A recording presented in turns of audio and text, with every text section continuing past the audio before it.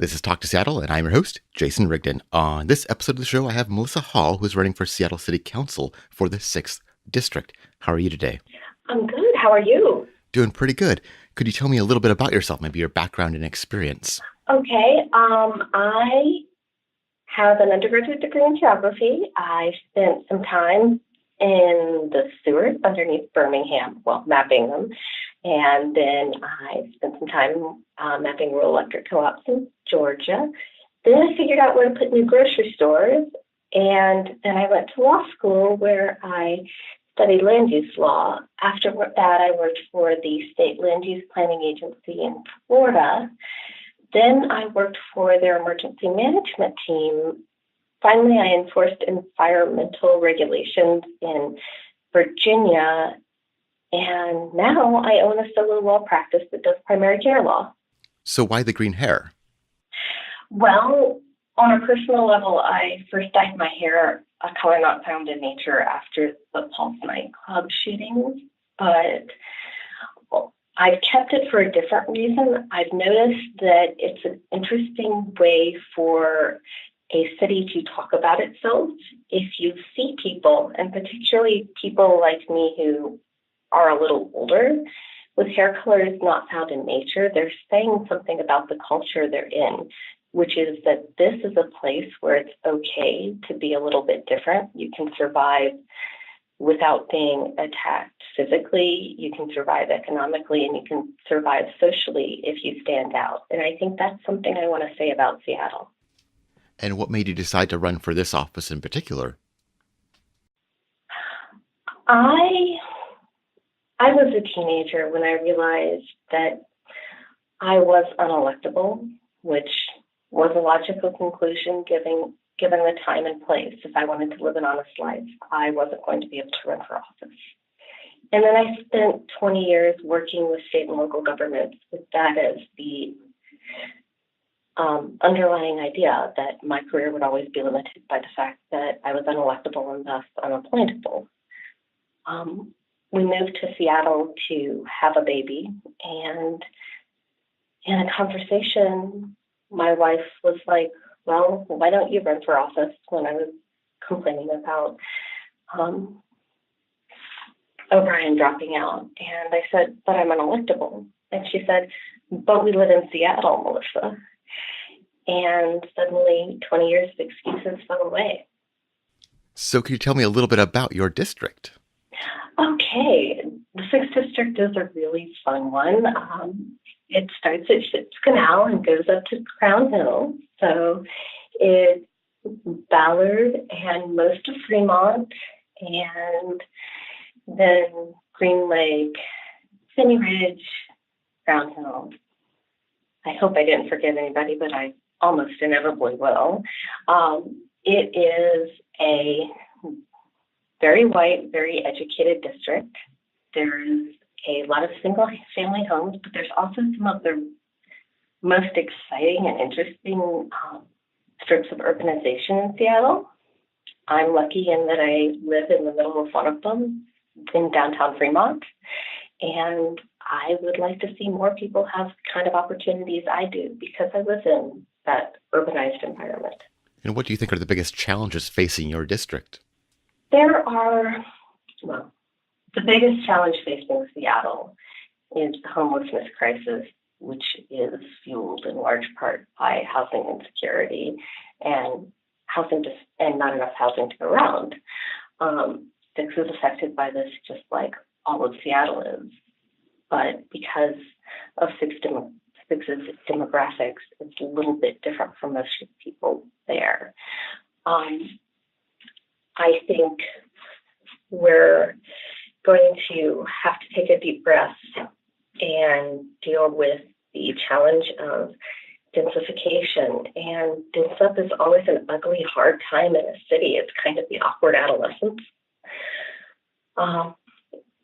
Everything feels like it's going wrong, and it's hard to see the benefit on the other end.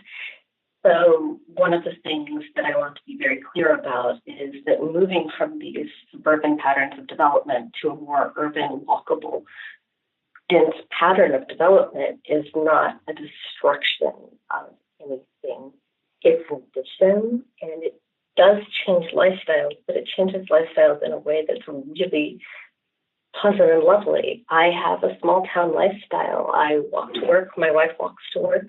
We walk our daughter to an excellent daycare across the street. We pass coffee shops and our favorite breakfast place on the way. It's kind of an idyllic small town life that we were never able to find in a small town. And what do you think are the biggest issues facing the city as a whole? We kind of talked about that. That's basically that there just aren't enough homes to go around right now. But more than that, I want to talk a little bit about the idea of housing insecurity. We talk about housing affordability because it's what we have numbers for. And sometimes what you have numbers for is what you try to study and fix because it's what you can see. Affordability is a big part of it, but I think even more than that, Seattle is facing a real challenge with housing insecurity, where people are afraid that they will have to move against their will. And this is what I want to try to study and address. You can ask people that question and work from that information as well as just pure affordability numbers. And the challenges of housing insecurity are deeper than just affordability, although that's a top line one. There's also the fact that we don't have much accessible housing in Seattle. There's a lot of stairs everywhere. There's the fact that people might be insecure in their employment, which might create housing insecurity. There's unstable roommates. There's unstable landlord situations. There's a lot of different kinds of approaches you can take if you broaden the dialogue and address that fear that you will have to move against your will directly, as well as just looking at the dollars and cents. What can the city do to help homeless folks? This is me going back to my emergency management background, but I think at this point we really need a two-phase response. Right now we're in an emergency and we don't have the resources to solve the problem on a permanent basis, which means that we should treat this like the victims of any other kind of disaster. I think that sanctioned encampments are to everyone's advantage, and that homeless people deserve the services of the city just like every other citizen. Long term, we know that housing first is evidence-backed, plus it's the kind of compassionate solution that I think the people of Seattle want. The problem with housing first is you need housing, and you need a range of housing, including supportive housing.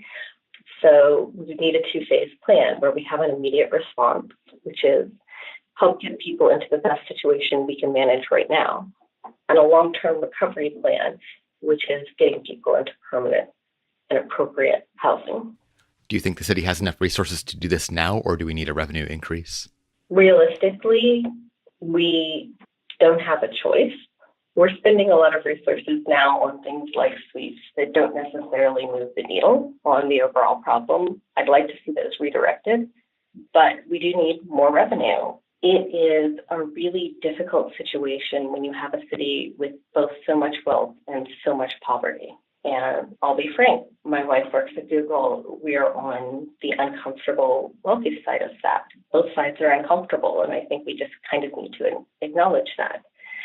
Not being taxed enough to provide basic services to my fellow citizens is a problem for me, too. Another big issue around here is transportation. What can the city do to help the transportation system? I am a big believer in transit, but transit, pedestrian focus, bike lanes, all of these are solutions that come from the overall movement from a suburban to an urban pattern of development. Suburban development is car-focused. It's hard, but I think we need to look at what it means to be a city and focus as much attention as possible on getting our transit system up, which Seattle's done a great job, especially given where it started. That needs to keep being pushed. We need to focus on buses as the solution that we have available now. We need to look at the condition of our sidewalks and expand sidewalks to where they're not, because you can't have a functional transit system if people are not able to walk once they get off the bus. And these sidewalks are the thing that everybody uses. So that's kind of my orders of priority. I think that we need to put more effort into making sure that it's a walkable city and it's a city that you can get around in without a car, especially since that helps with the overall priority of densification. The density helps fuel that transit. And what can the city do to help improve housing affordability? There isn't a magic bullet. I think everybody wants the right answer, and that's caused a lot of problems because sometimes it's not one right answer. It's a cluster of solutions that you have to try all together. Part of it is building, part of it is incentive zoning, which we see with mandatory housing affordability. Part of it is classic affordable housing development. I would love to see more community-driven affordable housing development, and I would like to look at other solutions. Some of those might be non-traditional, like more cooperative housing. We might want to look at offering some advantages for things like long-term leases, because a lot of the current solutions focus on either equity ownership or renting, and there isn't a lot of playing with the space in between.